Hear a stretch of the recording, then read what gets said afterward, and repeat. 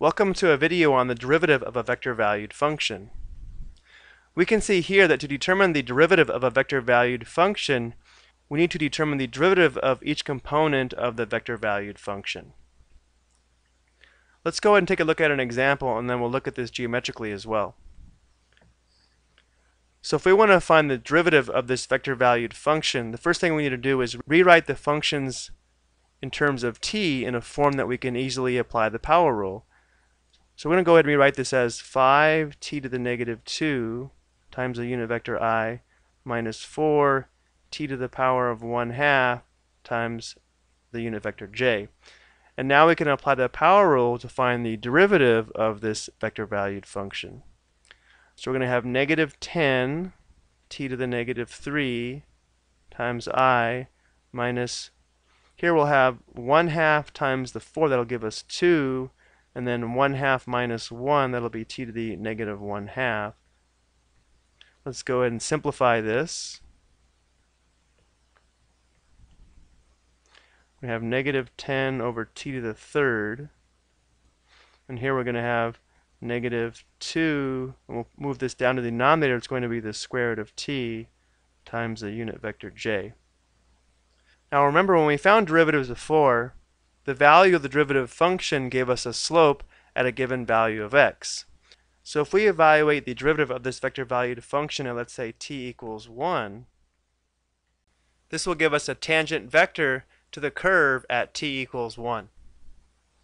So the tangent vector would be negative 10I minus 2j. Before we take a look at this graphically, remember that this means the initial point of this vector would be at the origin. So this vector is in component form. But what we're going to do is actually move this vector to the point on the curve when t is equal to 1 to get a better feel for this tangent vector. So what I mean by that is this. In pink we have the curve generated by the vector-valued function r of t.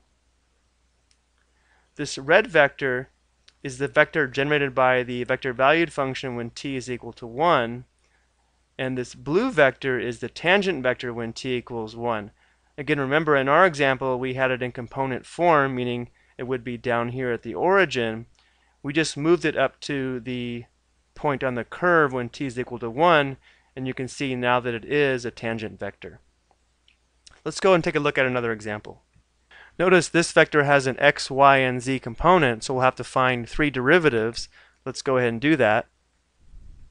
The derivative of this vector-valued function will be the derivative of cosine t times the unit vector I.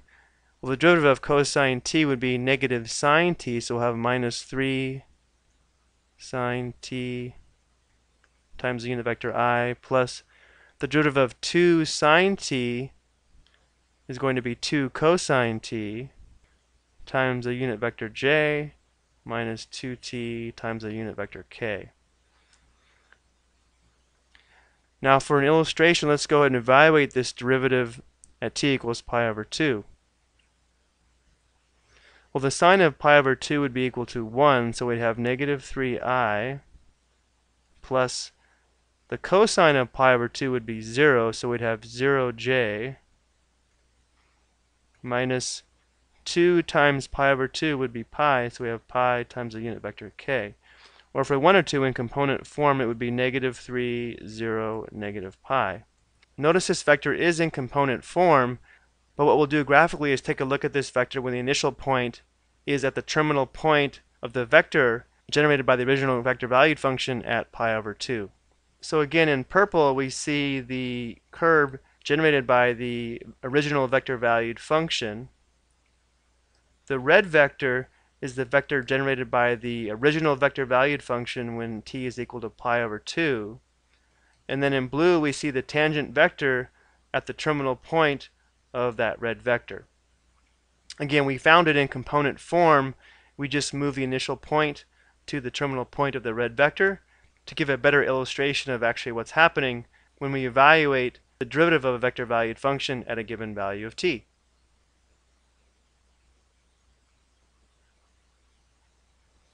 Let's see if we can find the derivative of this vector-valued function. So we first need to find the derivative of 3 tangent 7t. This is going to require the chain rule where u is going to be equal to 7t, which means u prime is going to be equal to 7. So the derivative of 3 tangent u is going to be 3 secant squared u, which is actually 7t, times u prime, so we have another factor of 7, plus, now here it might be helpful to think of this as sine t squared, because this will require the chain rule where sine t is actually u. So the derivative of this is going to be 2 times sine t to the first power times u prime. Well, the derivative of sine t is going to be cosine t. And then we're going to have minus 4 times the derivative of natural log t. Well, the derivative of natural log t is going to be 1 over t. Let's go ahead and clean this up. I'm going to go ahead and write this in component form to save some space. So we're going to have 3 times 7, that's 21 secant squared 7t for the x component. The y component is going to be 2 sine t cosine t.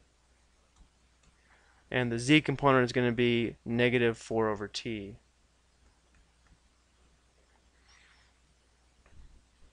I think we'll go ahead and stop here. I hope you found these examples helpful.